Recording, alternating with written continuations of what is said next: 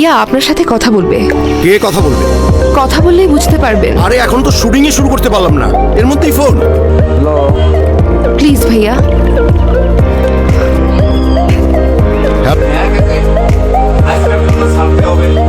আজকের জন্য কেন, কালকের জন্য ছেড়ে দেবো।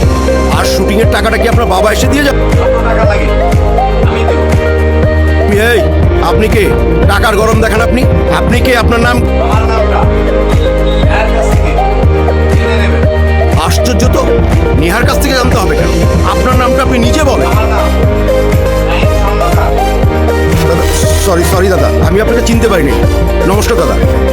হ্যাঁ ম্যাডাম, কিন্তু আপনার ব্যাপারে কিছু বলেনি। দাদা আমাকে ক্ষমা করে দেবেন দাদা, আর নেহা ম্যাডামকে কোথায় পাঠাতে হবে আমাকে বলে দিন। ঠিক আছে দাদা, আমি এক্ষুনি পাঠিয়ে দিচ্ছি দাদা। ঠিক আছে দাদা।